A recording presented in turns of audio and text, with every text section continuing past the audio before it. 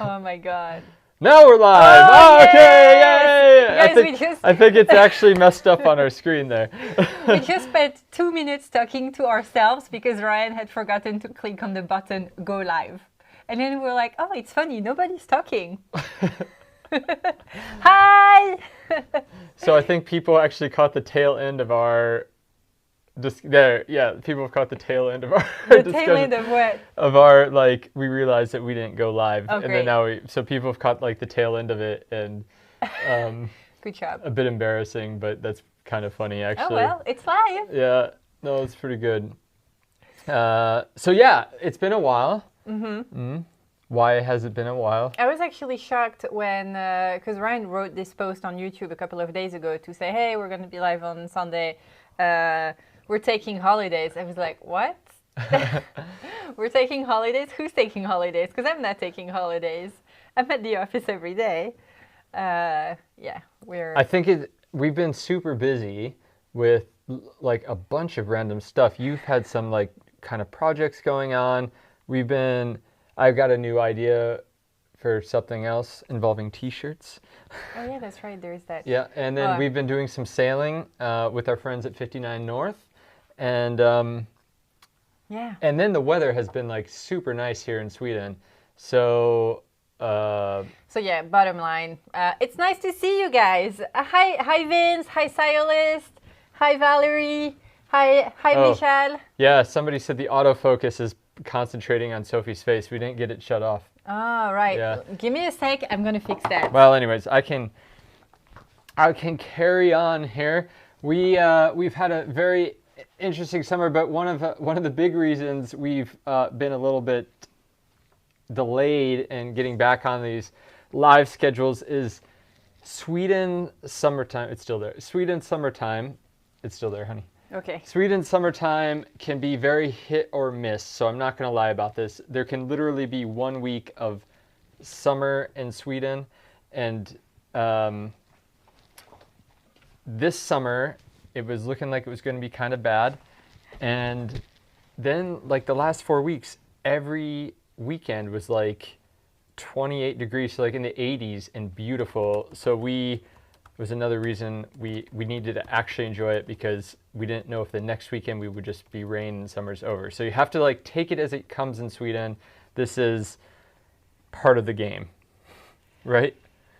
That's so right. I think Sophie fixed the autofocus, but now it says manual focus. These are the tools we have this is to work with. This is a cheap production, guys. Little cheap setup.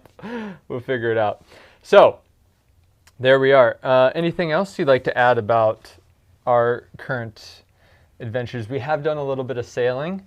We went sailing. I don't know. Last few weeks. It's like there's a part of me that thinks that it's nice that we're going to talk about navigation equipment right now, because we're in such limbo in our situation, because we're back in Sweden. The boat is in Curacao. We are not living at home. This is not our home. We are working a lot, but we don't know if we're going to be able to go back, how the world is going to look like in a couple of months. Those are a lot of things that we are currently dealing with. And hurricane season. Did I mention hurricane season? So we're trying to not think about that too much. And I think that it's one reason I swamped myself in work back in July. And now it's kind of catching up. You're paying for it. I am paying for it. But no, I want to keep this YouTube channel positive, and when I don't feel that I can bring that to our videos, then I'm a little quiet. So it's nice that we're talking about navigation equipment today. Yeah, exactly. So we can keep it light, fun, educational, hopefully informational. It's going to be fun. Exactly. So I think what we're going to do this week, this is going to be, the way we kind of put these lives together is we base it off a lot of the questions that we've kind of heard repeatedly over the years from people that follow us, or the community that's here. And so I've tried to like tailor these lives around it, and we get a lot of questions about the navigation and communication equipment that we have on board. And so I thought, well, let's do a live on that, and we can talk about it and answer people's questions. But as I put it together, I realized it, A, could be really short, and B, it might be very basic for some of you, but I think that's okay, and it might generate a lot of questions. So just wanted to throw that out there. I think it's still going to be good and interesting and fascinating. So if you have any questions at all as we go through, please just jump in and type them. Sophie is the question master and will jump in as she sees fit. So today, today we're going to go over a few things, just basics of how we navigate. And I think it's really important that we talk about the basics of how we navigate and the different methods that we use, because it plays such an important part on the equipment that we decide to put on our yachts. So, and that's also very much dependent on where we are sailing. We have some examples of that. So we're just going to do a brief overview on that. And then we're going to talk about those different types and the equipment that's needed for those. And then we'll break it down a little bit and talk about the specific navigation, communication, and surveillance equipment, and some of my thoughts on what's important and maybe what's not, and what is a piece of equipment and what's not. And then we're going to talk about how all of these systems can connect and talk to each other, because that gets a little bit confusing for people and we get a lot of questions about that. So I think the first thing, and you just jump in at any time. Yeah. Okay. So we're already starting to get some questions. It's awesome. I was going to say something that I felt was really smart, but then I forgot what it was. So there we go. Yay! So not so smart. But she is pretty smart most of the time. All right, so the first thing that's really important to remember when talking about the equipment, there's 3 questions that we're trying to answer, and it can really be used, it's specific to navigation, but it can be used in all the contexts, and that's, we need to answer where are we, where we want to go, and how are we going to get there safely. So keep those in our minds where we're talking. All these different techniques and tools are going to be used to answer one of those 3 questions, especially on the navigation piece of things. So if we remember back to our sailing courses, or maybe you haven't taken a sailing course and maybe you're a pilot like me, remember back to our aviation days, or maybe you just remember from, I don't know, some elementary school class. We have 3 main types of navigation. And the first is pilotage. And that's really the most basic thing that we can use. We're going to take a chart or a Google Maps or something. We're going to look on that chart, and somebody's made that chart, and we're going to try to look around and figure out, based on what we see, where are we. So that's like the most basic thing we do, pilotage. The second type we can use is dead reckoning, as a lot of us know, and this one's a little bit more complex. So if we know where we are, so we've already answered the first question, and now we're trying to figure out where we were there, now where are we now in a new space and time, so like in an hour, how do we do that? And we can do that based on our known position, then in a compass. So if we know our heading, we know how fast we're going, and how long we've been going that speed, we can typically figure out where we are. And I think the RYA courses, Sophie, if you remember back to those RYA courses, we did a lot of practice with like dead reckoning and determining where we were going, Yes. like planning for the future, but also like figuring out where we are actually as we've gone along, right? Which was very easy on the southern coast of Spain, because literally on one side there is the coast, on the other side there is the sea. And then we continued to sail in Stockholm's archipelago, which is a minefield. Was actually the first questions was, one of the first questions was from Peter, and he asked if the Stockholm archipelago, Swedish archipelago, is easy to sail. Yeah, so that's the next slide, so we won't answer that. Yeah. But yeah, lots of dead reckoning in Stockholm's archipelago, and very, like, kind of difficult, because there's a lot going on there. Yeah. So, and then the last is the one that I think most of us are really, and I should say within dead reckoning, we could say there's almost a subset of celestial navigation. We'll talk about that a little bit more. And then the last piece is electronic navigation. So using GPS or other electronic means. Now, like GPS, radar, inertial systems, which you typically find on aircraft, but they can be found on larger ships where you have big gyros spinning around and they tell you where you are. We'll talk about that more later. But all of these things, like how we navigate, and I think all of us use these three different tools, will decide what equipment we have on board. So Sophie touched on the first bit, pilotage. We're just going to use a chart and looking around, and that's going to tell us where we are. So on the screen here, and I'm going to remove my photo for a second. I know you all miss me.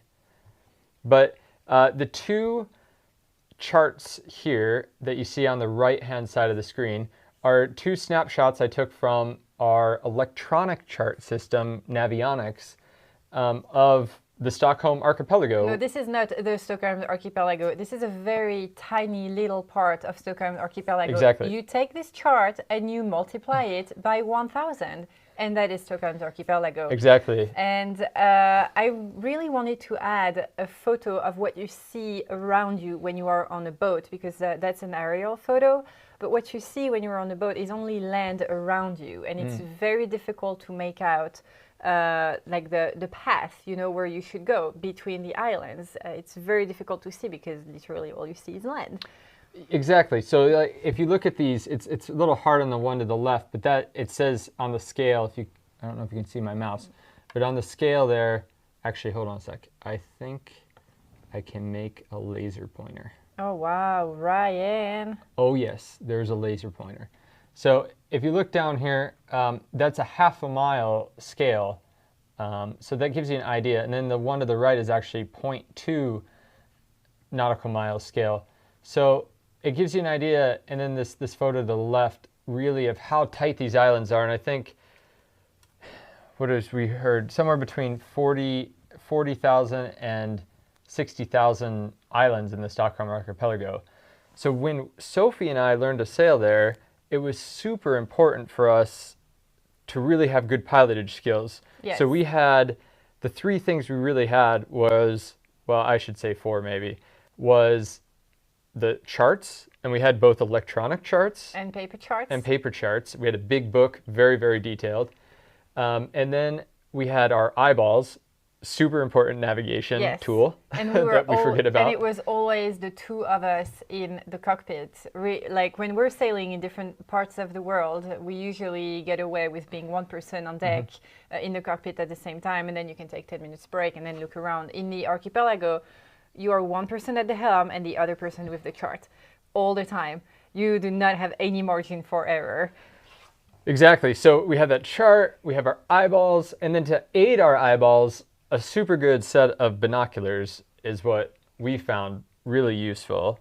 And that's another, even though you might not think of it, another piece of navigation equipment. When we started sailing, we didn't have binoculars at all.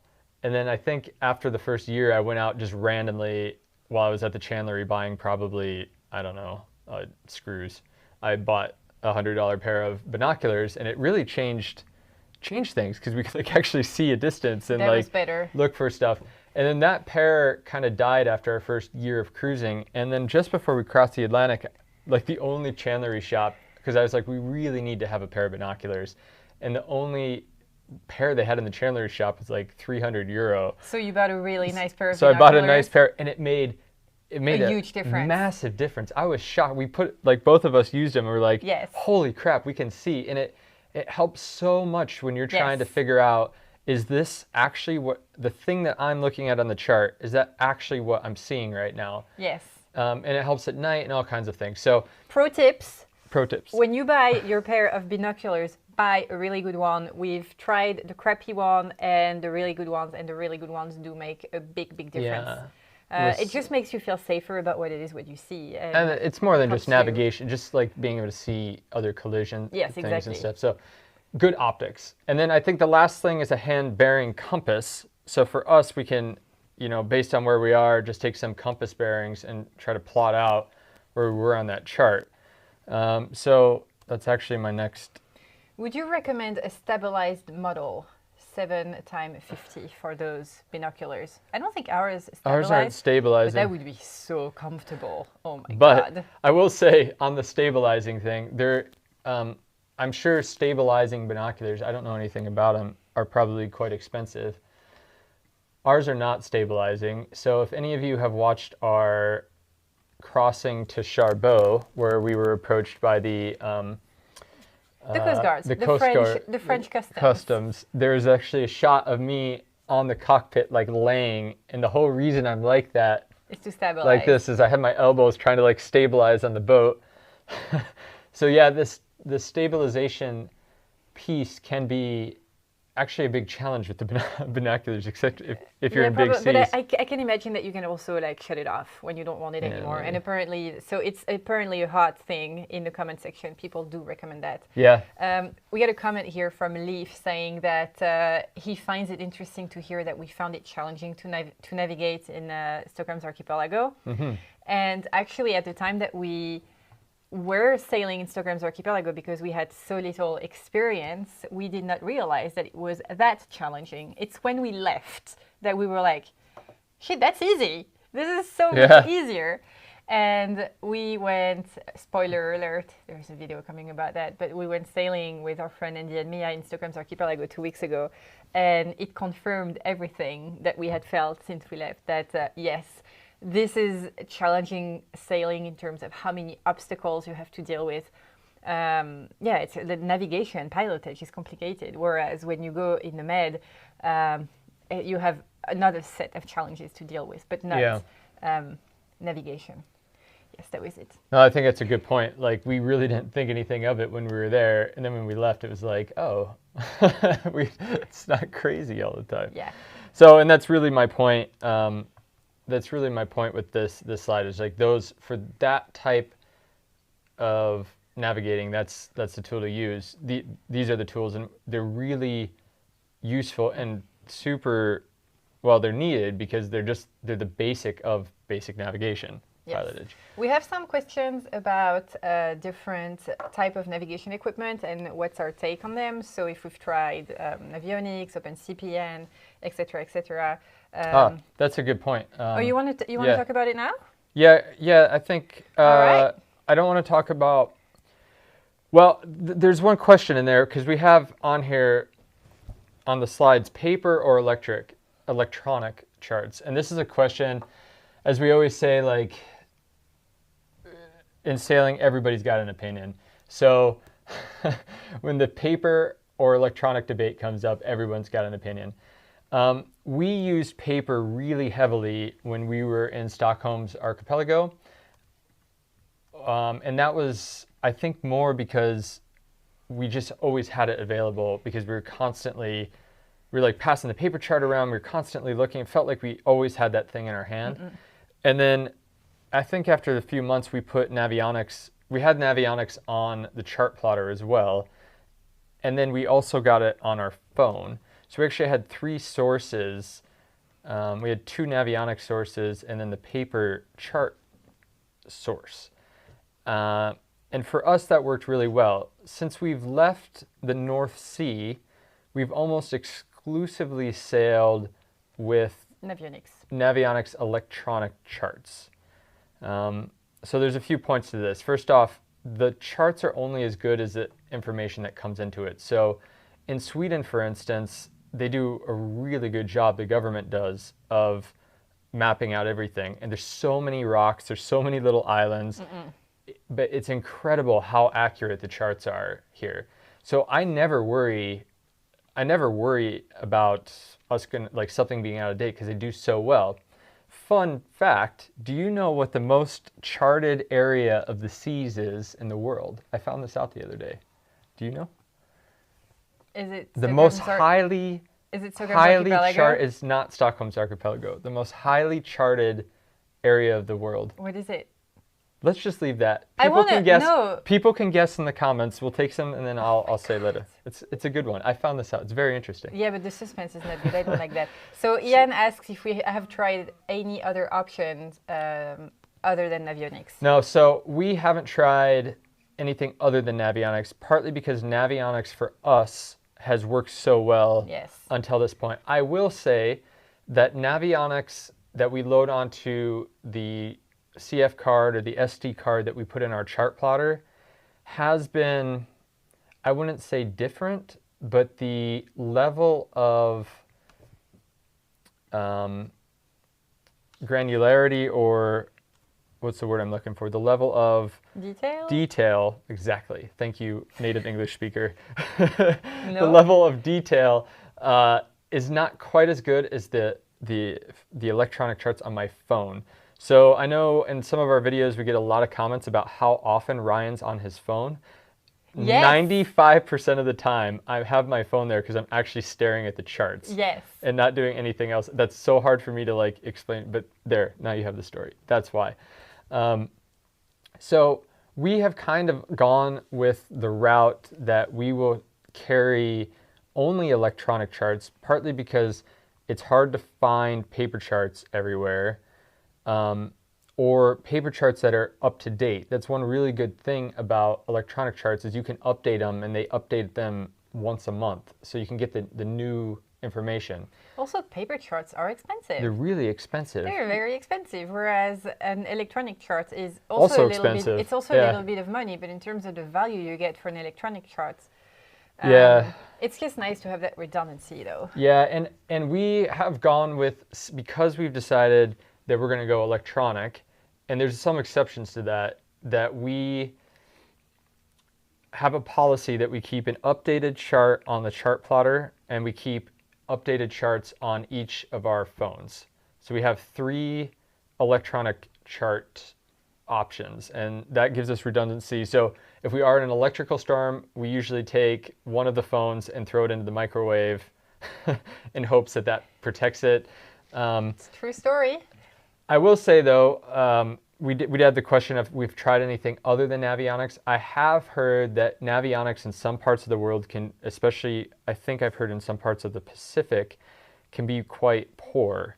And if that's the case, and we're going to a part of the world that we are getting that feedback, what we would do is have one other company's charts probably on another device. So it might feel like overkill, but for us, you know, maybe we have a phone die or the chart's not right. I think it's just good redundancy. So I don't know how it works out cost-wise, but the only exception to the paper chart, I'll say, is when we crossed the Atlantic, we did keep a large paper chart that we did all of our plotting on. Oh, we did so much plotting on that paper chart. We did not quite halfway. We bought this enormous chart of the Atlantic, thinking that every day we would be plotting our position, and then it would be a fantastic piece of memorabilia. And didn't quite do it. And we never. We did it all the way. We did it till about halfway across the Atlantic. But what's important about that, and we'll get into the next piece, is that I said that the type of navigating you do and the type of equipment you need is really dependent on where you're sailing. So Pilotage, where you're looking at a chart and looking at landmarks, doesn't work in the middle of the Atlantic. So you got to rely, if you don't have electronic navigation, you got to rely on Celestial or Dead Reckoning. And that's what that big chart's for. So we could plot that out. And for us, it was going to be as you say, like a kind of a memorabilia piece, but also a bit of a safety piece. So we had it on there, and we just got lazy. We never used it. We have a couple of questions. What are your thoughts on your take on open source solutions? So OpenCPN. Someone says that he has OpenCPN on a Raspberry Pi. So I have a slide on that later. Okay, you want to take that later? Yeah.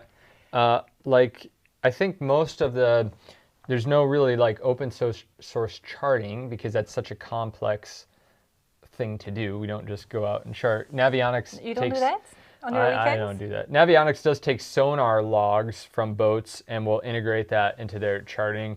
But no. So I have a slide on that. So let's stand by. Anything else, babe? Yes. Here's a question that I don't even understand. What's better, GPS, Galileo, GLONASS, or Bidou? We'll get into that too when we get to electronic. Well, there we go. So 2 questions, can't forget them. Okay. We have more, but we'll keep them. Okay. Oh no. Okay, I hit the wrong button. Sorry. Okay. So Dead Reckoning. I'm going to get into a little bit of history here. So as I said, Dead Reckoning, we really need to know 3 things. We need to know where we are, first off, where we started from. We need to know some type of a heading information, and that goes back to the old days of just a compass. So the compass heading or the GPS can give us some type of track. Then we need to know speed. So if we know our heading and we know how speed we're going and for how long, that's going to give us a pretty accurate estimation of where we are now, so an hour from now. So back in the days, and I have this on my PowerPoint here with my laser pointer, what they did to get speed was they literally threw a log tied to a rope with knots tied every so much distance, and then set a hourglass with a predetermined amount of time set in that hourglass, throw the log over, and they would count how many knots went through the hand of the guy, probably the navigator or his apprentice, taking the speed. Is it why the speed of boats is It's called a measured log, in knots? in knots, yes. That's why it's knots, and that's why it's called a log. Bam. So that's one of the devices there. There's other ones you can see online where they use like a triangle wood, piece of wood with a rope on it. I think they're super cool, and there's just something fun about for hundreds of years people have been doing it that way. But we've gotten a little bit more fancy now. So obviously the second picture there is a speed log, and I think most boats have a speed log on, and that's just a basic piece of equipment so that you, the captain and the navigator, can figure out how fast you're going and do this type of dead reckoning. And you may be doing it in your head and you don't even realize it. Mm-hmm. And then today we have even more fancy equipment, which is satellites in space that is part of electronic navigation also, but that can give us that speed information and also some of that heading information. So that's really great. Okay, so question, how did they determine speed over ground with the log and knots method? Speed through the water, baby. Well, and then you have to do a bunch of math with, you know, what the streams are, if you even know what they are. So I don't think it was that accurate. I'm pretty sure back in the day, if they could just get within like a few miles, that was considered extremely accurate.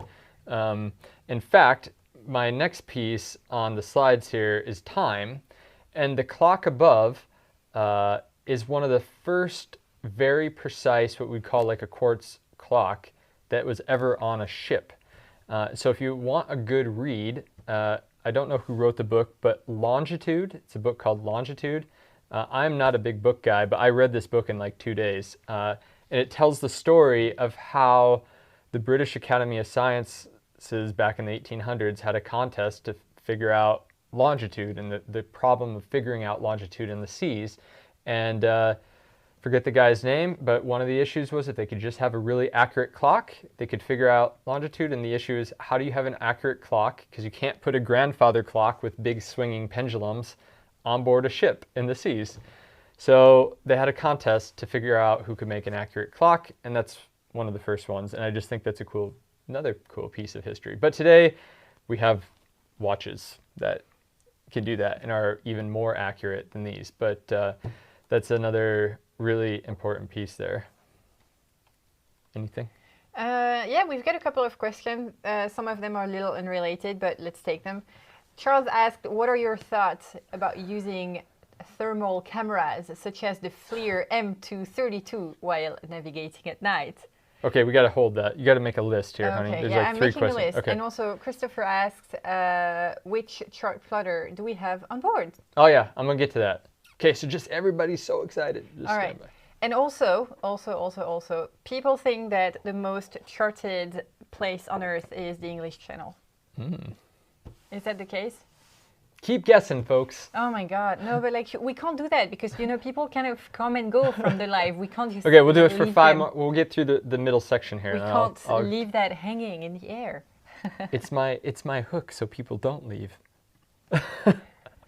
My God. They don't leave because of Sophie, really. Okay, so for that, so to accomplish that goal of dead reckoning, we have a few things. So we also have a compass. So I said before, pilotage, we had our hand bearing compass, but here we have a good solid sea compass, and that's really important on board. And I find so many boats don't take care of their compass. Sophie, if you remember when we crossed the Atlantic, what it was like when we lost all our navs in the middle of the night, right? It was dark outside, we couldn't see anything, and literally the only way we knew Where like we were which way we going. were going was because there were some stars out and you could kind of No. point. I mean, but you don't look at the stars. You're not like, oh, okay, this is the star where we're going. No, we had the compass and also the direction of the wind, because you know that the you wind can comes kind of from, feel it. Yeah. you know that the wind comes from the back and the waves come from the back, so you know what kind of sensation you're. Not the stars. Yeah. But the point is that compass was so important in that situation, and if that compass, I mean, could set on any heading, it could be wrong, but as long as you just hold that. But taking care of that compass is really important. I find a lot of people just think of it as an afterthought. The other pieces that we have here are the speed log that we have on board, or the GPS speed. So our speed log is notoriously inaccurate. I've replaced it once. We clean it all the time. It sometimes works, it sometimes doesn't. So we typically use our GPS speed, but it's a piece of kit that is really important. It's why it's usually just included when you buy a new boat. And then the depth sounder, and I know this sounds weird, it's not really part of Dead Reckoning, but it's part of the navigation package, because I don't know if you remember, Sophie, but when we were doing our RYA stuff, a lot of charts have contour lines beneath the sea, and using those contour lines and your depth sounder is also another way you can navigate, especially when you're in close. So that's something just to remember. Clock, and then any charts for plotting. So Peter asks if we keep a sextant on board. Peter, good segue. So celestial, I am not Celestial. Yeah, I can't say it first off. I'm not an expert in this, although I would really like to be. If you're really interested in celestial, Please help us with pronunciation, guys. We cannot celestial speak English here. navigation, I highly suggest, and I know we talk about Andy and me at 59 North, but we love those guys. They're good friends of ours. If you're interested in this and want to learn more about it, they teach a course. They do it in person, or they've started doing it online. It's so good. And you can go, it's a 2-day thing, and you can learn about how to do this in a very, very basic way, because it can also be taught in a very complex way. We do keep a sextant on board. I do know how to do very basic stuff, like taking a noon sight and doing very basic sight reductions for a noon sight. Okay. But that is it. So I would like to learn more, but I think... Let's be a little bit honest here, because this entire video had a thumbnail of you taking a reading. We lost our camera. With a sextant, right? It did. How many times are you actually out taking a reading with a sextant? Me? I've done it like 3 times. Yeah, exactly. So, what's that? Oh yeah, we need to change it. We have a little battery change. This is advanced equipment, guys. So, I personally think using a sextant is a good tool for people to know how to do. That said, it's probably not a priority. We're 4 years into this and we still haven't found the time to do it. And again, it depends on your interest. Maybe you're just not interested at all, and then you don't need it. But there are susceptibilities to the GPS signal, which we'll talk about in a little bit, that maybe someday the whole system goes down, and then what are you going to do? So taking a course and just learning the basics of it is probably all you need. So we do have on board. It's a cheap sextant that we have on board. But you kind of love it. I think it's kind of a cool tool. I do kind of know how to use it, so that's it. So I won't get into too much into celestial, although I will say... Celestial. Yeah. I will say that, as you can see on the charts here, not only is this a tool for navigators on ships, it is actually used flying, or it was used in flying in the military. So the top picture here is actually of a navigator on board a plane doing it, and they would take sights through a sextant that kind of went up through the ceiling of the aircraft. So it has been used. It's been used for 100 years, 150 years. It's a great tool, but you do need to know how to use it. I don't know if that answers the question of should you, but I think it is a good tool. We just haven't mastered the skill yet.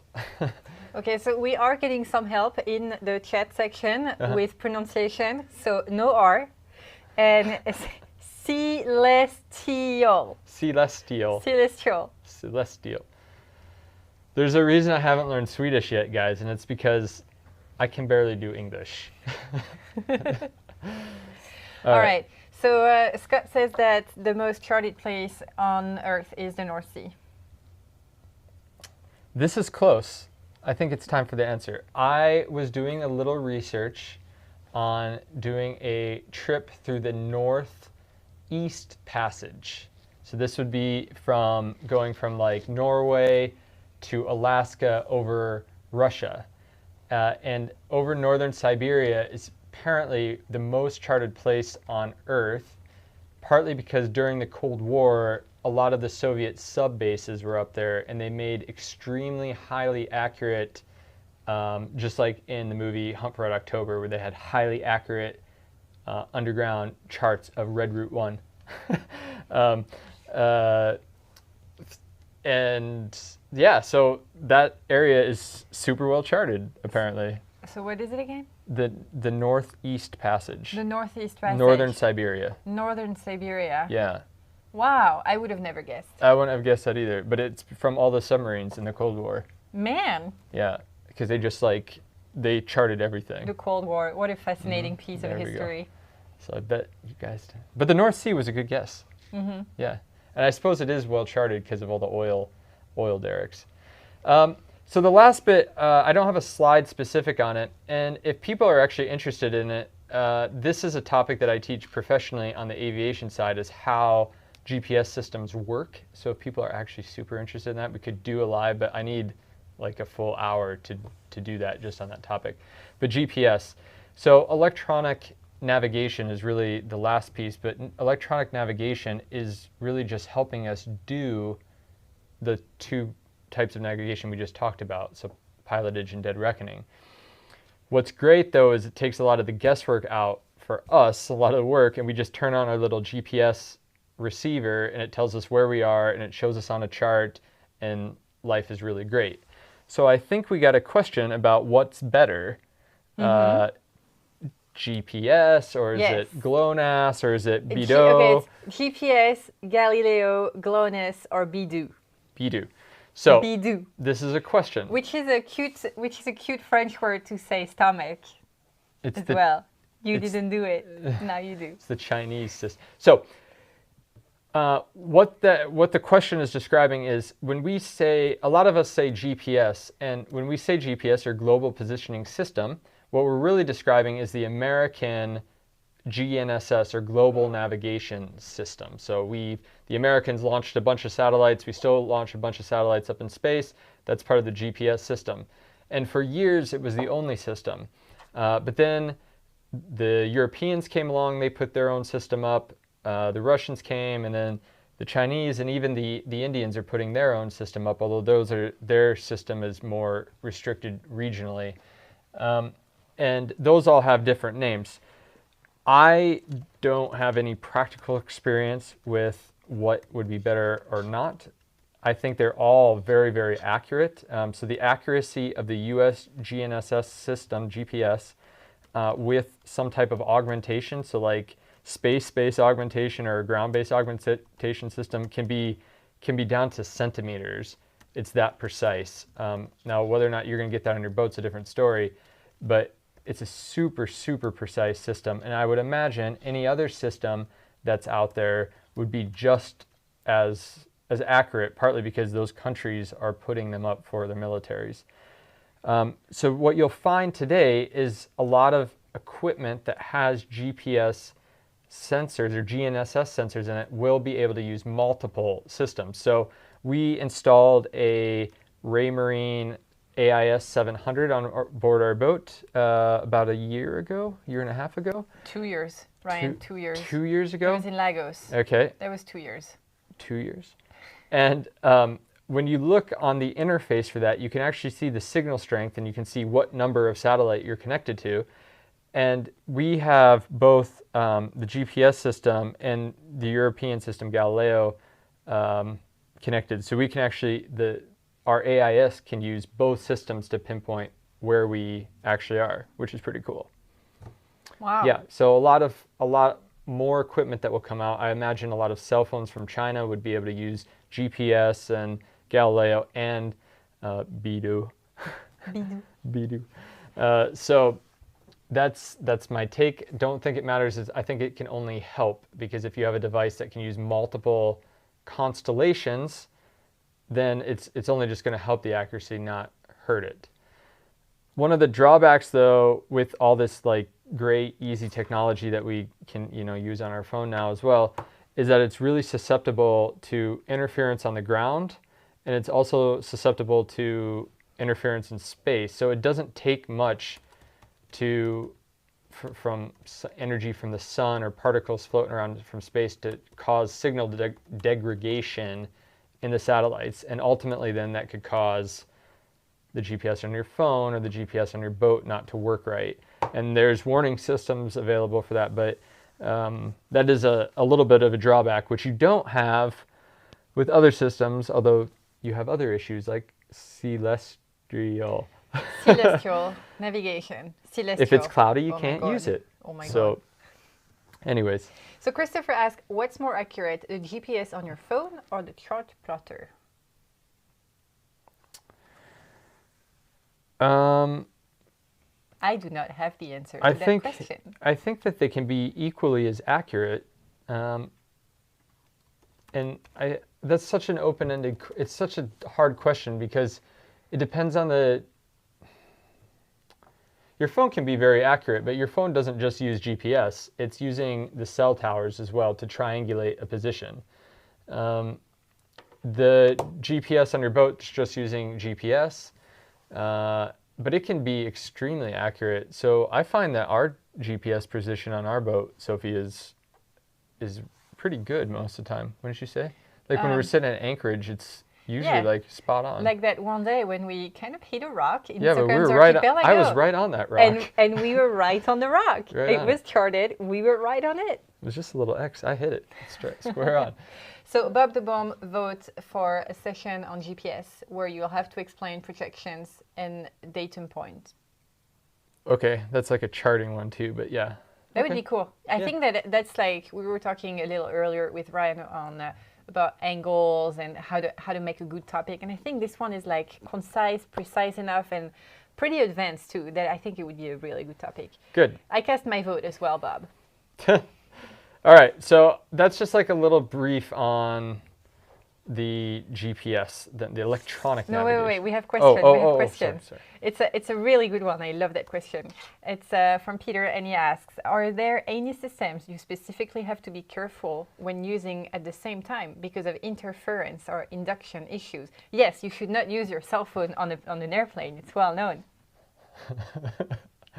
That was a joke. I hope everybody caught the irony of that. That's a good question, though. We have never had any interference issues, and most of the time when they design electronics, if they know that something could be of an issue, they'll work something in with it, or they'll advise you very strongly, especially if it's a navigation piece or like a safety at sea thing. There'll be a lot of warnings, or they won't allow stuff to be certified. So no, I think where most of the interference issues come into play is with communication equipment, especially on the yachts. So interference could happen with the GPS antennas. That's why they advise you to make sure you have a good line of sight and not have the antennas below deck or anything. But if you have a bunch of antennas that we have an antenna farm, as some of you know, on the back of our boat on the Arch, and if we have antennas too close, sometimes that can cause interference. Maybe not interference that we would recognize, but maybe a electronic radio signal engineer might see. So I haven't experienced that. We will talk about a situation that can come up with AIS and VHF, though, here in a little bit. Oh, you mean later today? Later today. I was like, yes. Oh, is there a new live session that I'm not informed? Yeah, it's at 8. Informed of? Any other questions? No. Okay. I mean, no. Well, I'm going to answer another one though. Okay. No. Okay. So now we'll go on to chart plotters, and this is such a super common question that we get. It's like, what kind of chart plotter should I get? And it's important to remember that a chart plotter is just that. It's a chart plotter. So its main job is to take an electronic chart and just put it on a screen for you so you can plot on it. You can show us where you are, and you can plot out maybe where you want to go and plot a course. And then it can also integrate a lot of other information like speed and wind and time. Maybe it can show sonar information. So that is its purpose. Now, 20 years ago, before computers really got strong and before cell phones were more powerful than, what went to the moon, there was a good reason to have a chart plotter, a dedicated chart plotter on board, because that piece of equipment was designed for that and nothing else really was. So this first picture I have up here is actually an E80 Raymarine, which is what we have on board our boat. Yay! Would we recommend that chart plotter? I mean, I have to say, it's solid kit. It's been on our boat for, how old's our boat? Well, it's been on our boat 13 years. 13, 14 years in the sun, in the environment, and it still works. It's the wrong answer, though. The right answer is we cannot recommend it because you could not be No, you can't buy it. You can't buy it anymore. But I have to say, this old equipment is super, super durable, and that's what's awesome about it. So this is a dedicated piece of equipment. It's just a computer that displays all this information. And they still sell these. I mean, B&G sells them, Raymarine. There's lots of vendors out there. We just have all Raymarine stuff because that's what came with the boat when we buy it. But there's other ways to do this, and that's through using, maybe more open source stuff, which we got a question about. So you could use like a Raspberry Pi and make a little computer and then have it displayed on a small screen. And then there are open source programs like OpenCPN, which is a very popular one, that act as a chart plotting program. And then you can go on, if you're in the US, you can get raster files from I guess it's NOAA that put them out, with have all the charts, and you can display it. And that's a very cheap alternative versus buying a dedicated piece of hardware like a chart plotter. Or you could just go kind of the medium route and buy a tablet, maybe with some plotting software on, and hook that up through a network and use that. Those are kind of the three options that you have. My personal view on this, and I think everyone's allowed their opinion on this. Our opinions probably differ. Yeah, maybe. The issue I have with the open source computer stuff is that it's another thing for me to constantly be working on. So I gotta get this Raspberry Pi. I know nothing about computers. I gotta figure out how that works. Then I have to get this OpenCPN stuff. Then I gotta connect the screen, and then I have to keep updating things and finding the files. And I like working on other things on my boat versus like programming computers and figuring out that stuff. And maybe it's not as hard as I make it sound, but it seems that hard and I just don't want to do it. So from my aviation days, I was more programmed to think about having the right tool for the right job. So I'm more apt to have a dedicated piece of equipment like a dedicated chart plotter, which nowadays is just a computer. It's a single-use computer on board. Sophie, I think, is more apt to have a tablet. Oh, hell yes. And I think we have a solution here because Raymarine has their chart plotters which have Wi-Fi built in, and you can get an app for it which will display the chart and let you interact with the chart plotter on the tablet. So today we have two chart plotters, one at the chart table and one in the cockpit. So we could potentially just get rid of one of them, have one chart plotter maybe downstairs or upstairs up in the cockpit, and the other just walking around with a tablet, and we have the chart plotter everywhere. So that's kind of our thinking, I think, on it. Or yeah, well, realistically though, this is a setup that we will never see on no, probably Polyseal. not. Probably We've not. done too many upgrades to that boat. I would love to do it. We need to stop. I will say, I mean, on the charts, it's amazing what is on these chart plotters today. This screen that's above here is all the apps that I could find on one slide that are going into the new Raymarine chart plotters. So because who doesn't want Netflix on its chart plotter? Netflix, Spotify, but even more, there's a DJI app, and you can fly your drone from the chart plotter.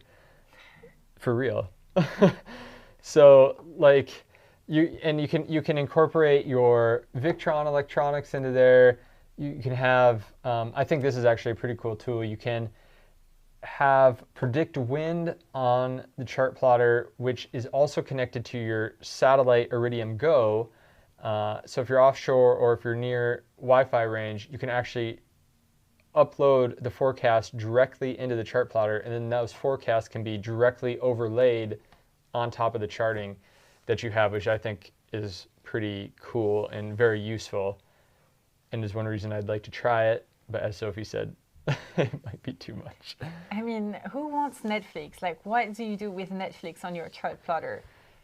I don't know. We have a question, Ryan. Are you a cyborg? Am I a cyborg? That's an actual question. No, I'm not a cyborg. Well, I don't know. Not a cyborg. Okay. And then Tenny says hello. Hi, Tenny. Hopefully, Jules he's part of it. Hi, Jules. Yes, Jules is there. Jules is growing bananas. All right. Anything else? Yeah, Sam says my BNG has is a Wi-Fi hub and hooks up to a tablet like it was another NMEA device. Yeah. This is what I wish we had because, and somebody commented on the fact that tablets are useless in the sun, but you wouldn't use them as much in daylight. It's mostly when you're on night watch alone for 4 hours in the cockpit and you want to have access to the navigation data very close to you. The configuration on our boat right now is that every time we want to check the instruments, we have to go behind the helm, which is not where we usually stay under the spray hood to keep ourselves warm. And it's a little bit of a pain in the ass. I really wish we had a tablet. So for the night watches, a tablet is really, really nice. Yeah, I could see how the light thing, though, can be an issue. I mean, sometimes it's an issue on the phone, and we have to turn the brightness way up, and that kills the battery. So then you're like running cables through the cockpit to have your phone charged. So you really have to think through those things. And that's one reason I personally feel having some dedicated equipment is there because it's built for that. It's waterproof, typically. It's built for the light, and it's built to be out in those harsh conditions where like your phone is really not. My phone is a disaster. It's all cracked and probably has a bunch of salt in it. Doesn't charge right. So that's just something to think about. But if you are going to use a tablet system, which is also fine, it's worth thinking about, well, how are you going to have that mounted while you're helming the boat? Are you going to have some type of a device that it locks into? Or are you going to have maybe a USB port that's you drill in and wire that up so you can keep it charged? Because ultimately, it's going to run out of battery like right as you're coming into the anchorage, and you really need it. So that's Murphy's Law. So I think those are all things just to think about while you're looking at that nav equipment. But ultimately, what I think in our perfect world, what we would do right now is get like a Raymarine or a B&G 1 plotter that has Wi-Fi, and then we'd use a tablet system as a second. That's probably what I would do. Mm-hmm. Another reason, I mean, we'll talk about this in a little bit, but another reason that it's I think the chart plotters are good is because a lot of times radar, so if you buy a radar from Raymarine or B&G, one of those, or Garmin, they require one of their chart plotters for the interface for that radar. So that's kind of your radar interface. Some of the more high-end radars don't, or they'll have their own independent interface, but that's still an issue. And I know a lot of people complain about it, but that's another reason to think about if you want radar on board, the chart plotter thing is going to be something you need to consider. Okay. Your mom just sent us a super chat for dinner. Oh, that's nice. Thanks, Mary. I've got a good mom, that's for sure. Best mom in the world. She never misses a life. No, she doesn't. No.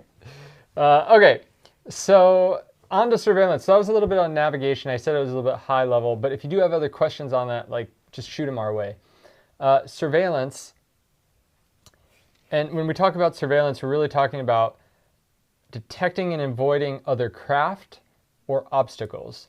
And there's really two types of objects we're talking about, participating and non-participating. I'm not talking about participating in the sense like, yeah, I'm participating in the collision. Talking about obstacles that are out there that are participating in a surveillance program. And in the sailing world, we really have two types of surveillance. So that's, well, three. We have our eyeballs that we can use and can communicate a little bit. But the electronic means that we have is AIS, or Automatic Identification System, which a lot of us talk about, or radar. One of the most common questions I see either that we get or I see on forums or on Facebook is, what would you rather have, AIS, radar, or GPS? And that question really, it like bugs me a little bit because they're different things. So GPS is not a surveillance tool. GPS is there to help you figure out where you are, and then we can pass that information along through AIS. But having GPS alone will in no way, other than making sure you know where you are on the chart so you don't hit the rock, help you in terms of surveillance. So You mean like that day we ended up on the rock in Stockholm's archipelago? I hit the rock. Okay. So we didn't, let's time out. Hold on. We didn't hit the rock. It was more like sore point. Rock was like this, and the keel just kind of like skipped over it. I mean, technically it's not hitting, it's skipping over. We skipped over, like hitting would have implied that we like stopped and put a hole in the There boat. is no insecurity whatsoever about that incident, as you can see. Anyways, so anyways, AIS and radar. So AIS, as a lot of us know, it's a super cool tool, and essentially participating craft or vessels in the AIS system can send out their signal. It tells us who they are, where they are, what their speed is, gives maybe on the Class AIS is even where they're going. So that's really good, and it's helpful in a lot of ways. First off, I know for Sophie and I, we use the closest point of approach, CPA, all the time to help us figure out the collision courses, especially at night in heavily trafficked areas. So that's a useful tool.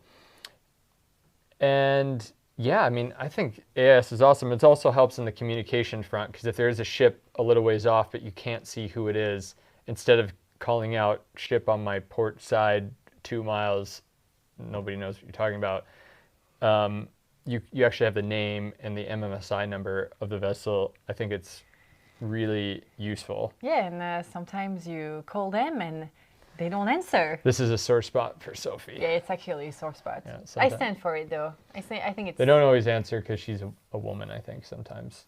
It's Yeah. a little annoying. It's very annoying. Anyways, so AIS.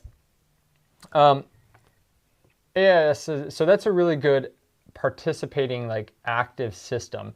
And there's two types of AIS systems we can have. We can have a receiver where all we're doing is receiving information that's being broadcast out there. And then we have a transponder, which can transmit our information but also receive it. So when Sophie and I first got Polar Seal, it only had a receiver. It was super great, especially in the North Sea, going down through the English Channel, through Biscay. I would say in that part of the world, and you can comment, Sophie, but I'd say in that part of the world, 90% of the boats had AIS. Some of the big ships because they have to, but even the fishing vessels that were out at night, I would say 90% of them had it.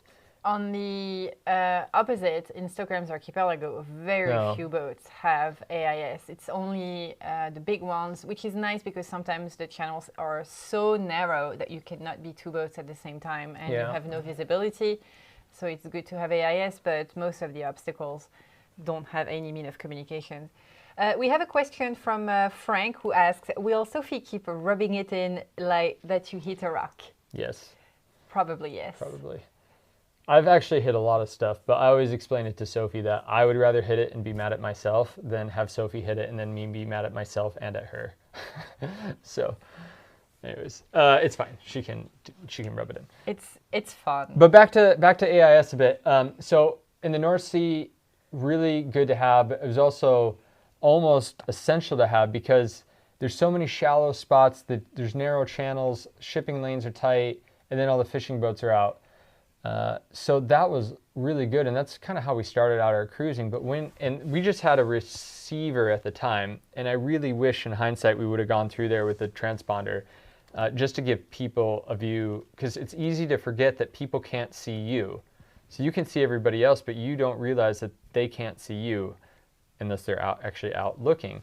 So, and that's also, I think, a key about AIS is that if there's not all the ships have them. So when we got into the Mediterranean, I would say it went from 90% of boats having it to only vessels that were required to have it. Because there's so many charter boats and whatnot, most of them just didn't have it. And that was a big, actually, surprise to me when we got into the Med. Most boats didn't have the AIS. Especially the charters. Yeah. Ooh, the charter boats. Exactly. We have a couple of questions, if you're okay for that. Yeah. Okay. So first off, we get a comment from Vince saying that this Raspberry Pi computer setup is not that hard at all. Okay. So I think that if you ever I believe him, but explore that, I still got to take the time to learn it. Yes. Also, anonymous individual asked if we have B&G equipment, which we don't, how have they hold up?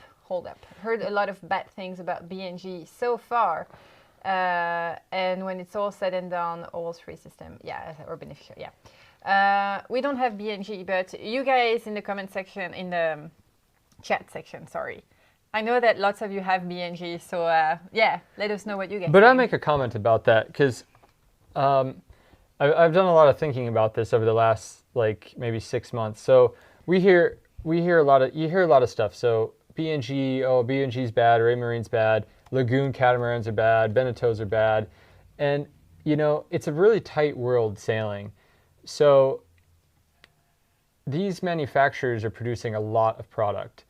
And so a boat manufacturer might produce, like a Lagoon might produce 600 or 700 boats a year, and a Raymarine or a B&G maybe produce a couple thousand units or tens of thousands of units a year. And of course you're going to hear things because it's not going to be 100%. It's not, we're not in a super highly regulated world. We're in sailing and it's almost no regulation. So for the amount, just my personal view, the amount of product that gets put on the market and the environment that those products are in, I think that all the manufacturers do a really good job in producing a product that can withstand those environments, because it is harsh to leave essentially a computer on the cockpit of a boat going through an ocean for maybe years, 10, 20 years, is not an easy thing to do and make it work. Where I think a lot of the criticism that's maybe rightfully justified is in some of the support policies of the companies. So one thing that has frustrated us a little bit with Raymarine, and I can't comment to B&G, is just that for us to get something fixed maybe means that we have to take our product out of the boat and have it shipped to the UK to have it looked at or have something fixed. Yeah, not knowing how much it's going to cost. We don't know how much it costs or how long. It's going to take. It's a bit of a pain. Exactly. No, it's a major pain in the ass. It's a major pain. Yeah, or sometimes we'll find local guys that say they can fix it and they don't know what they're talking about. So that for me has been the bigger issue, is the support issue versus the product. So we had a few problems with Raymarine. We got things fixed.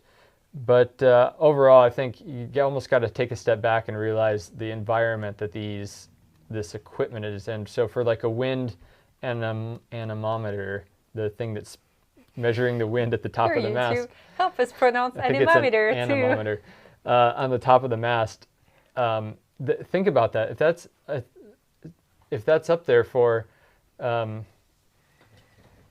years, that thing has been spinning for all day, every day for 10 years, and it's still giving you an accurate reading. So just my 2 cents. Anyways, Sophie is replacing the camera battery. Okay, we have actually very specific questions about certain type of equipment. So, how about that FLIR M232 Okay, with the navigation? hold on. I want to finish my AIS radar thing first. Okay, so I want to go back to this because this is a very common question. I want to really touch on it. So we just talked a bit about AIS. Radar is the other type of and be more of a passive type of surveillance system. We had radar on our boat and it broke just when we got to Portugal when we needed it. And we didn't really play with radar much until we left and got through the North Sea. And then I really realized how powerful it was because we could, I think we had some issues with our AIS one night and we could turn on the radar and all of a sudden we could see all the targets around, not just the boats, but we could see land masses, we could see weather, squalls or thunderstorms coming. There was so much we could see. And then with some of the advanced tools in the radar that come with the radar, we could even track the vessels. So I think that's what's great about radar is that you don't have to rely on other people, on other boats, having pieces of equipment in order for you to see them. Radar will see it all. The key to it, though, is that you have to know how to use the radar, and that's the key. So you may have to take a class or get some literature or talk to some people that know how to use it and get a little oriented. So the question comes up, what would you rather buy, AIS, radar, or GPS? Well, GPS isn't in that category, so don't consider it. So if I could only choose between the two, even though I love AIS so much, I would actually pick radar first. And I know a lot of people will disagree, and that's fine. But if you're sailing in fog, it's great because all of a sudden you can see things that you might hit. You could see containers. I think me and Andy told me when they were up in the Arctic, they could even see icebergs, small icebergs on their radar. Sometimes you can see navigation buoys on it. You can see other ships. And then, well, you can see squalls and whatnot, especially down in the Caribbean, which is good. And you can track their movement relative to you.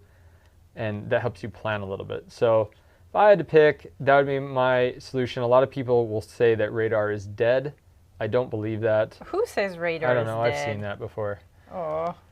I've realized that I had some more detailed slides on this, but I've talked and not shown.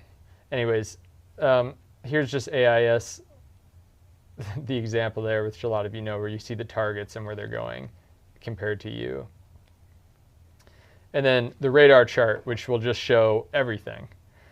Now, since on our boat, on Polar Seal, since we have both, one cool thing we can do with the chart plotter, and you can do this with any setup as long as the radar is able to be integrated into it, is you can actually overlay both. So in this example is on a chart plotter where we have radar overlaid with the AIS targets. You can have all the vessel information here. And then you could even take it a step further and overlay a chart on top of that, because some of those radar signatures may be storms, but more than likely they are probably terrain that's out there. So that's, my perfect setup would be to have AIS and radar on a chart plotter, and all can be integrated. But if I had to choose one, radar. What would you say? I would say radar as well. Yeah. It's great. Yeah. I mean, it was really like when we were going awesome. through the fog in Portugal, we were both like, we really need to get this radar fixed. Yes, it was not good. No. Thinking back on it, it was not a good memory. No. It would have been so beneficial to have the radar. And we've used it a lot since. I think we've got it, like at night sometimes, especially when you're crossing the Atlantic, I would turn the radar on, just to do a sweep to see if it could see something that we couldn't see, and then to see if any of the big clouds we were seeing were actually had precipitation coming from them. So they were. It was really great. Yeah. But the thing with radar, though, on a yacht, and I will a note of caution, is that the radar, the way it works, and we could also do a live about how radar works. Is that it sends out a signal, it has to reflect off something. Fiberglass, which is what most of our yachts are made of, does not reflect the radar signature very well. So you need something to do that. And so a lot of us will put these like little radar reflectors or little tubes on the stands. My personal suggestion there is that if you're out sailing in heavily trafficked areas, to get a very big radar reflector, you want to be like very bright on that radar screen. And our boat came with, I've noticed a lot of boats that sail in the English Channel or the North Sea have huge radar reflectors attached, especially the Brits. They love the big radar reflectors. So we have this big like white barrel that's on our mast, and it looks a bit funny, but it's awesome. So that's my suggestion: get a big radar reflector if you're going to be traveling or sailing in highly trafficked areas. Anything? Yeah, lots of things. But Okay. Michael asked, can you comment on your keyboard that you're using? It looks unique. This thing, I don't know, probably. I'm using a video switcher here. It's very, I don't know, it's very fancy. It's got a lot of. Yeah, it's those lives were really Ryan's project. He got really I into love the it. tech stuff, you know, so I had to get into it. I can tell you all about live video switching now. No, we have some really good comments about the different devices and also Okay. the brands. So B&G is getting props from Sam, and also I really like that comment. The customer service is everything. Availability of service, parts, and support is Yeah. always king. And I would say yes, like 300%, especially on equipment that is so. It's not always critical, but oh my god, it's so helpful. It is, and I think when you live this cruising style life, when you're out and you don't know where you're going to be the next month, and they tell you, well, it takes 6 weeks to get there. The thing, you got to send it in for 6 weeks, and then we'll tell you, and then we'll send it back, and you're like, well, I don't even know where I'm going to be in 6 weeks. That's frustrating, and I think it's even more frustrating when you're out and you find a really good electronics guy. Like we always tout El Miramar, but I love that place. Spencer and Mike in El Miramar, and they were pretty good guys to work with, and they were Ray Marine reps. And you know, if you had a problem, in fact, I had problems with our AIS all through the Med, and instead of trying to go out and find a Ray Marine guy, I was just texting Spencer, because I trusted him a lot, and he ended up really helping us out with a few of our AIS problems. So customer service. So that if I was going to buy equipment, I would base it almost all on that. Yep. And then there were a couple of comments about overlays and about how so Simon Sidney used Radar to supplement AIS to sail up the Chesapeake. Lots of people without AIS. Yep. And overlays are amazing. Charts, AIS, Radar, predict wind. Yeah, it's super cool. It's my dream setup. Okay, but speaking of that, then so that's just my like 2 cents on surveillance. The last bit is we get a lot of questions about our communication setup. Like, other than our navigation setup, communication is big. Like, what do you have? So really, for us, there's a lot of options. And again, this depends heavily. Oh, excuse me. This depends heavily on where you are in the world.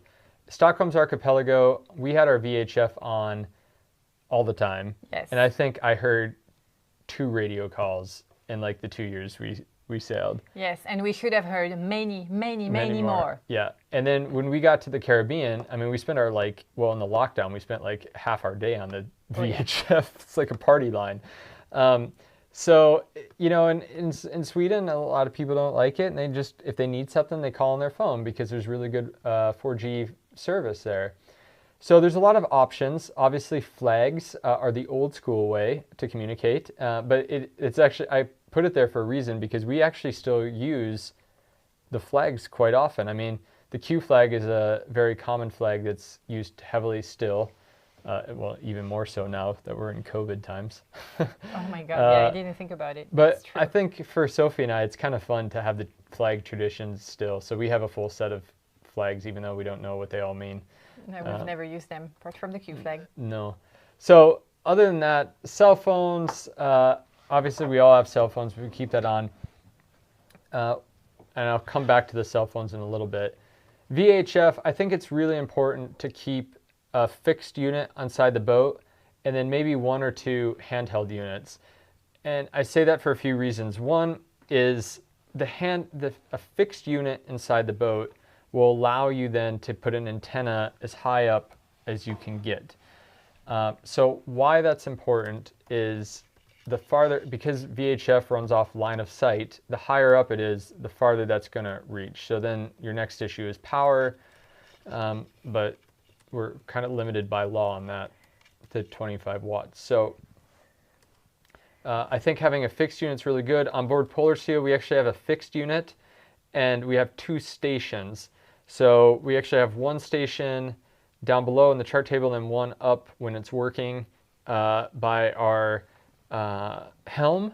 And we find that that station is actually more beneficial for us most of the time, because usually when we're on the VHF and trying to communicate like with a marina or something important, that's where we are. We're not downstairs and we don't want to be going back and forth. Though that said, we used the VHF down on the chart table a lot while we were at anchor in the Caribbean. And then okay, if I just back up, then it's important to realize with AIS that AIS uses the VHF frequencies to broadcast positions and also receive signals for your transceiver. So you have 2 options with AIS and VHF, and that is you can either have 2 antennas, so they're independent, and a lot of people like that idea because it's redundancy. So if one antenna flies off and breaks, you can still swap stuff around, and you can still get AIS or you can still get VHF. But the antennas do, I think, need to be a certain distance apart to not have any interference, which we were talking about earlier. Or you need to have a splitter, which allows 2 lines to come in to use 1 antenna. And it's just important to understand that when your AIS, or take this back, when you're transmitting over the VHF, it will stop the signal coming from the AIS, so in or out. So if you're having a 20-minute long conversation with the Coast Guard, you have to realize that nothing is changing on your AIS, nothing's updating. And that took me a while to realize, but that's there, and that can also create problems with how well the AIS is getting a signal, receiving a signal, and transmitting it. So, VHF. Then I said 1 or 2 handheld units. 1 or 2 handheld units. And the reason I say that, it's good to have a backup, but also like when we were on anchor in the Caribbean, I don't know if you remember, but we would take a VHF with us sometimes, or maybe you'd stay on a boat or we'd go separate places, and instead of calling each other, we could just use the VHF or call other people we're trying to get a hold of. So yes, it's way cheaper than buying a local SIM card and having to pay for communications. You take the handheld VHF. Yeah, we didn't do it all the time, but so I would recommend a couple, like 1 or 2, you have it as a backup, and that way you have a bunch of spares. Then SSB, which is single sideband, and SSB with a modem is another kind of old school. The equipment's quite expensive, but it operates on HF or MF, so high frequency, medium frequency, which can essentially travel around the globe depending on how the ionosphere is behaving that day. I would love to play around with SSB, but we don't have the money to I mean, buy an we SSB. would love to play around with everything, but everything has a price. Yeah, it does. I mean, I think the advantages of SSB back in the day was that you could get SSB with a modem and get grid files transmitted through different services that you paid for over the modem. You get them printed off on the printer, and you could see what the weather was doing. And that was kind of before satellite became moderately affordable or even existed. So it was a good solution, but now we have other ways to get information when we're out of 4G range. Yeah. Like satellite link. So I'm going to show you some examples of the equipment we have on board, but sat links is kind of the new way that can take over for SSB. The difference though is with SSB you can have radio nets, which is really nice. So boats all over the world or maybe in a particular region can get on and talk, whereas satellite, it's very difficult to do that because you need to call people. And then on board Polar Seal, we actually have, for the phone, we actually have a 4G extender and a Wi-Fi booster. Which is awesome. It is awesome. So I'm going to just show a photo. Did you put the brands and the make that we have? I did. Oh, that's good. Here. So this is actually, the first picture on the left here is actually our setup. So we get a lot of questions about what we use for 4G. And we've got a system from Digital Yacht. It's a little bit expensive, but this first bit here is called 4G Connect. And we have this Pro system that has these 2 antennas that actually are powered and go on our antenna farm outside. And this device is also a Wi-Fi router. So as we can put a SIM card into this 4G Connect. We've been able to get 4G signal about 20 miles offshore is I think the farthest we've done, which is pretty good. And then it acts as a router on board the boat. So Sophie and I can share the signal, or we can have it go into computer or whatever. It's so nice. It's really nice. And then we also have this Wi-Fi booster, and I think we've used it once. I don't know if it was... Did it work? Yeah, it worked. But the thing is that nowadays I think 4G is just everywhere. So it's almost, and Wi-Fi, almost all the Wi-Fi is locked. So, you know what I mean? Mm-hmm. It's hard to get a signal that you can use. So if you're going to be in an anchorage or in a marina for a long time, and you have a Wi-Fi password and it's going to be cheaper, that would be a good situation to use that. But otherwise, I think the 4G connects enough. Sorry. On the satellite side, though, we have an Iridium Go, which is not fast by any means, but it really fulfills our needs as offshore sailors, and allowing us to get weather information and just send basic emails. I think on our Atlantic crossing, we even sent a couple photos over it. Very low resolution, but we sent some photos. Yes, right? Very low resolution. Yeah. But it's fun. I thought it was great. We're getting questions on Starlink, if we're going to buy Starlink when it's available. And somebody is commenting and saying that the antennas look huge. So the Wi-Fi antenna is actually very big. It's like... Here, let me change. Well, you can't even see. It's like this big. It's really big. The 4G antennas are like maybe this tall. And we have just 2 quite small antennas. Yeah, they're. I think they're actually okay size. The Starlink. So if you aren't aware, Starlink is SpaceX is launching like 3,000 satellites. It's crazy. There's not even 3,000 satellites in space right now, and they want to like triple the amount themselves. I would love to put Starlink on. I've tried to register and get into the beta program as fast as I can by using addresses that are like more in the areas that they're with like friends I know and stuff. What have you done? Anyways, I don't know if it will work on boats right away because of how the antennas are, but I would love to do that. So if anybody is involved with Starlink, call Ryan. Call me, because that'd be super cool to be involved in a beta on a boat. But I think there's a lot of potential for that. So that's actually our hope, is that over the next 2 years that those systems get a little bit more robust, and that gives us the opportunity to go to a few more remote places but still be able to work.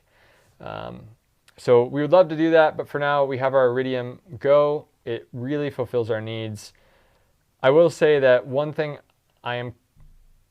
it was nice to have a little internet on board in the Atlantic, but it was also nice to be disconnected, because we're so connected in this world that just to have like a week or 2 where you literally have to like figure out how to entertain your days, it just brought you back. Says the man who complained I was every day super that bored. he was bored. I was super bored, but I also enjoyed not being bored and then not just like mindlessly looking at Facebook.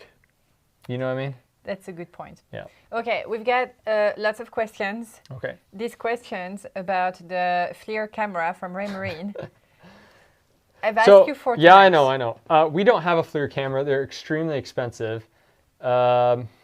We have used one before. We have a friend of ours has one of these FLIRs on their boat. On Bliss? Yeah. it was pretty cool tool. I have to say, I don't know how useful it is at night though, because what is it that you need yeah, but to it's a see? thermal camera. It sees heat. Yeah, okay. So why would you need that? Well, if like somebody falls overboard, Oh, I see. Yeah. you could see that. Oh, I hit the wrong button. Sorry. If somebody falls overboard, or obviously the land is going to be warmer, Sophie, than the water. Mm-hmm.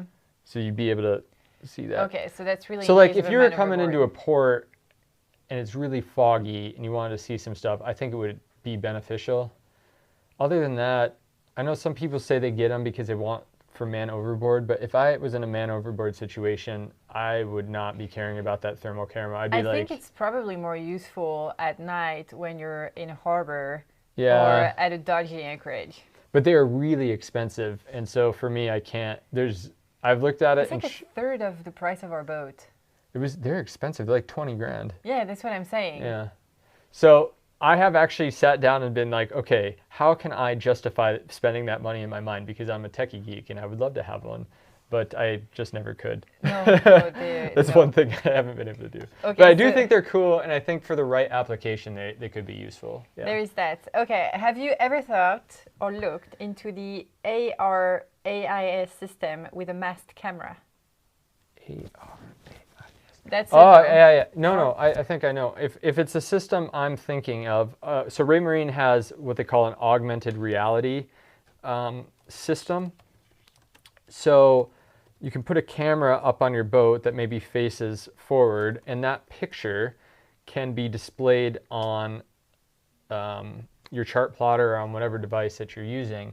And then using other systems, so it could be radar or primarily AIS, it will put tags on the objects that you're seeing on that camera. So if you have ships crossing in channels, or if you have a marker buoy or something, it will label it. So if there's a ship passing across, it will say that's the motor vessel Smith, I don't know, Big Beluga passing.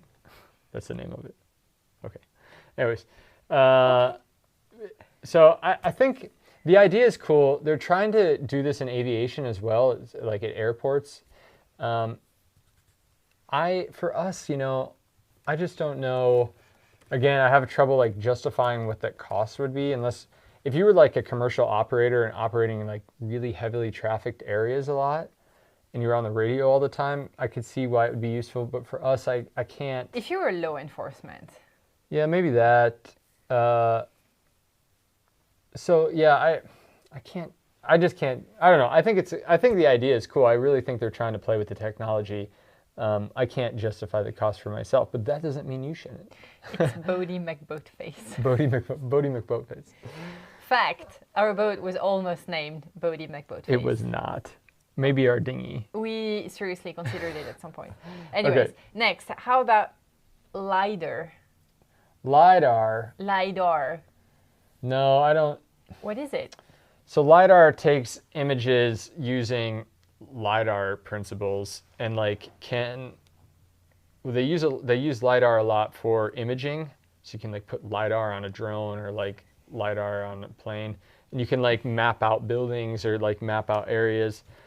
You can use it for surveillance, I guess, to see, but LiDARs are also really expensive. So I don't personally see, I would rather be using radar and AIS. I think that would be better. Mm-hmm. But interesting idea. Someone said sailing vessel Blue Moon. Oh God, I know who said that. All right. What about a forward-looking sonar for avoiding obstacles? Yeah, I have long wanted a forward-looking sonar. So instead of a depth sounder looking down, you have one that kind of points down at an angle, so it's taking a reading. The idea is it's taking a reading in front of you, because knowing the depth underneath you could be too late, and then it's pointless. Raymarine does not produce a forward-looking sonar, so we don't have one. B&G does, and so I can't comment because we haven't used it. I do think the idea is really cool, and I would like to try it. If any of you have practical experience with it, it would be really interesting to hear your point of view. I think where it would be very useful is, in areas where a lot of rocks and stuff, but more so up in the Arctic regions where you have small icebergs that you're kind of contending with all the time. I think that would be useful. Here's a cool question. Is LiDAR commercially available for marine applications? I have no idea. I have no idea. I would imagine it's very difficult to find. Okay. How does a radar compensate for swinging mast? So in and of itself, so this would require a little bit of an explanation of radar, but a radar is sending out a radio signal essentially that's coming from this thing that spins. We've all seen these things that spin. Sending it out and it's coming back. But at the same time, most on ground applications, the ground doesn't move, hopefully. Sending it out and it just comes right back. But the boat is kind of doing this all the time. So you'll actually see on some boats, the radar is kind of on a pendulum. It's gimbaled almost, not quite, but kind of. And that's how it will compensate. So you see that a lot on Halber Rassies. I see that set up a lot, where the radar is actually hanging off the backstay, and it's on a swinging pendulum. We don't have that, and I think that it does induce some error in the radar, but it's just something that I think the marine industry has learned to live with, because you could gimbal the whole thing, but it's going to be such a complex installation way up in the air. And I don't think that the value at the end of the day No, to correct that error is that. Yeah, but there are ways to do it, and gimbling it or hanging it off the back is one way, but then you have this like radar, and having it up higher again, just like VHF, is good because it increases the range, although it decreases what you can see right in front of you. So there's trade-offs to both. I don't know if that answers the question, but. Okay, so on the theme of forward-facing sonars, comments that might stop you from hitting rocks. Okay. Or you wouldn't have to tell Sophie about the skipping over rocks. And finally, words of wisdom from Christopher, who said a little earlier that it is said that there are only three kinds of skipper: those who have run aground, those who will run aground, and those that have but won't admit it. And it is so true. But we haven't run aground yet. No, we did not run aground. But but you're right, Chris. No, like the point is, when that happened, we beat ourselves hard with that incident. Yeah, I was pretty upset. We were very down about it, but it's good that we came to a point where we can laugh about it, and it's just history. And Okay, we're getting I really was gunning, because we've had some feedback that these get a little long, and I agree, and now it's 7:30, so we're way past when I thought. So I'm gonna get through my last two slides. Sophie was giving me a little bit of guff because she thought the slides I didn't have enough, but we're not even through them. So my last little bit is connecting. How do you connect all this together? And there's a few ways. The industry has come up with some standards, communication standards. So you might hear of things like NMEA 1083 or NMA 2000.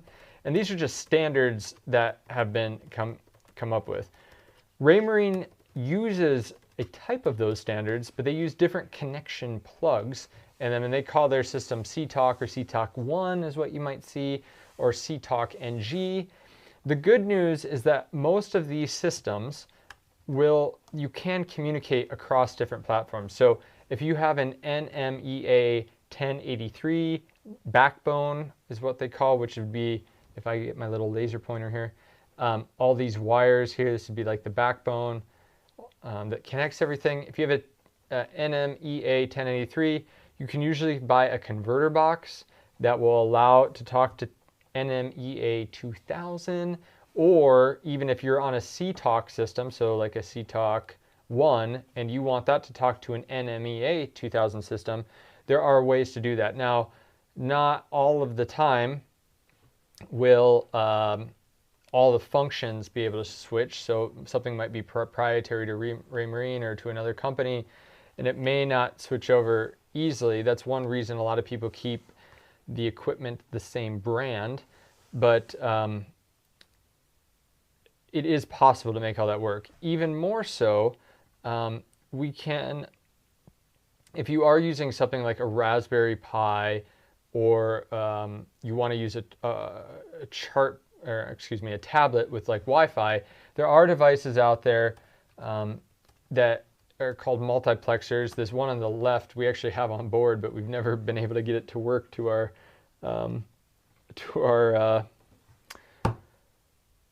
tablet or to our phones. But this is just like a NMEA 2000. You mean the tablet that we don't have? The tablet we don't have. This is just an NMEA 2000 to Wi-Fi, or you can have a different type of like multiplexer, which takes a signal, multiplexes it, and pushes it out to another device. In this case, on the right, it's also Wi-Fi, but you could have it connect to a Raspberry Pi via something. So these are, without getting into all the intricacies of the networks, because that could take a while too, these are ways that we can do that. And I think it's really cool, and it's great to have a system that can connect and can talk to each other, because it just adds so much value. And now, like all the new systems from B&G or Raymarine, even on the small screen, so on our new autopilot, not only can we control the autopilot on that control head, we can get information from all over the ship. So we get depth information on it, speed information. We can select, excuse me, we can select how all of that looks. And I think that's super valuable. Whereas maybe 20 years ago, we had to have dedicated equipment for each individual thing. And that's why you saw stuff everywhere. But that's changing these days. So we have these, what we call MFDs, all over the boat. So that's a little bit on the connection piece. I personally like to have it all connected, so get the most out of the system. Some people like to have independent systems, also fine. Okay, so, by the way, you're being called out on the NMEA. It's not 1083, it's 0183. Oh, I must have had a dyslexia moment. That is correct, 0183. Mm-hmm. Yes. Okay. A little bit unrelated, but Kim asked, how do you purchase the Navionics charts? Is it a subscription or is it a one-off? That's a good question. The Navionics charts are subscription-based, typically on a year. On the phone, it's really easy. You just go into whatever app store that you use and just It's called Boating. The app is called Boating. Navionics Boating. They change it like every 2 years, their app name. So Navionics Boating, and you can order it there. The cards that go into the chart plotters are a little bit more complex, and they have a couple different, this is just for Navionics, I don't know about the other ones, but with Navionics they have a couple different like chart brands. If you were chart, yeah, they have like, they used to have Navionics Gold, and they had Platinum Plus, and then Lakes, and it's very confusing. So what we typically do is we buy a blank. You can go to the store and buy a blank Navionics card that you pay for, and it allows you to download or subscribe for a year to a region. So you have to go, you take the card, you plug it in on your computer, you go onto their app on the computer, and you select the region that you want. You've already paid for it, and then it uploads that data onto or downloads it onto your card.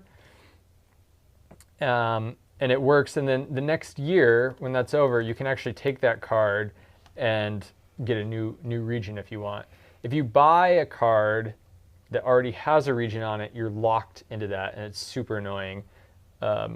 And I've worked with Navionics tech support on this, because our boat came with some cards. I'm like, well, I have the SD card. Can't I just put the new region on it? And they're like, no, you can't do that. It's locked. And it's just like, I want to beat my head against the the table because it's so annoying. So do you need to buy a chart per device? Yes. I think, no, they changed. You can now have an account that you can have on multiple devices. Yeah, they've done some changes to that, and I think it's still confusing. So I think we can have our phone charts shared amongst Sophie and I, but the account that we have for the card that goes in the chart plotter is not shared. No, that's a different. So it's like a different thing. Is they have all these things and they don't make sense. So yeah, we have. Well, I hope that answers your question, Kim. But we have 2 chart plotters on board the boat, and they're networked, so we don't have to buy a set of charts for each plotter. It's just network, so it's shared across the whole network, and that's fine. All right. Here are. What do you think about how long we should stay?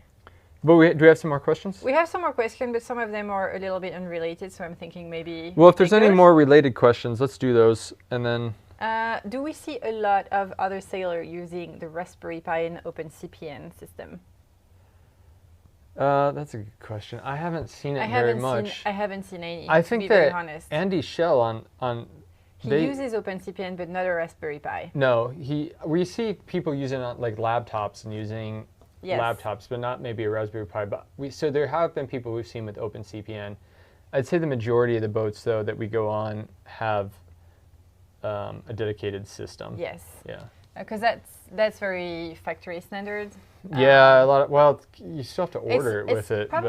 It's probably more common on older boats where the systems were so old that they needed to be replaced, and the owner didn't replace it with a modern chart plotter and used probably a more budget system with new technologies. Are there open source free charts available? Yeah, there are. You got to do a little digging. It's harder to find that in Europe, but I do know in the U.S. you can get like raster charts, I think from NOAA, but somebody needs to correct me there. So you can get free charts. In Sweden you can't. Other parts of Europe, I think there are ways to get things from the charting office, but you have to have a device that can take those charts and you're able to, because it's kind of like PDF files and you zoom out and you can scroll in, but they're all vector driven, so you can zoom way in and see the detail. But yeah, there are. I wish I had like a source link for you, but I don't because we just use the Navionics one. But I do understand why people use the free charts because the paid charts are quite expensive. Yeah, they are. But I think they're a good investment. Yeah, they are. I think so too. Yeah. Okay, related questions. Do the chart plotters have a backup battery built in just in case the boat power battery stop? Just in case. Oh no. Well, you would think that's a good idea, but right? No. No. That's no, not that I know of. When we switch the switch off, it just bloop. Goodbye. Goes down. Nope, never heard of that. That's why it is good if you're going to rely on the electronic charts to have like a phone with it on and it's readily available. All right, guys, if you have some last questions about navigation systems, anything that you wonder, just pop them in the chat section. Let's take the two unrelated questions that we've got. Let's do it. And then we can we'll wrap her call it a night. First one, did we catch up with RAN sailing? No, we did ask. We talked to the guys. They were not going to make it up as far as Stockholm. I think they're actually on their way back to the west coast now, Sweden, through the canals. So no, unfortunately we didn't, which is a bit of a bummer. It would have been fun to meet up, but I'm sure we'll cross paths at some point. Yeah, I'm sure we will. And then a very interesting question. It's a great question. I think you've asked yourself that question many times. just out of interest, and given that you're now well-traveled sailors, if you had €500,000, what boat would you buy? We're gonna need more than €500,000. No, we've answered this question before. Yeah, but it's the best. I have the two. I'd buy anything new Garcia, but that's going to cost more than $500,000, or a Lagoon 450S. Very important. Mm-hmm. That we could get for maybe $500,000. Yeah, those are two very, very different. Well, the Garcias, because they're producing a catamaran now too, but it's like $1.5 million. Yeah. But it's awesome. So if money was no object, I would buy that. But yeah, I love the Garcias, but if we wanted an affordable boat that's a catamaran, I'd go with the 450S.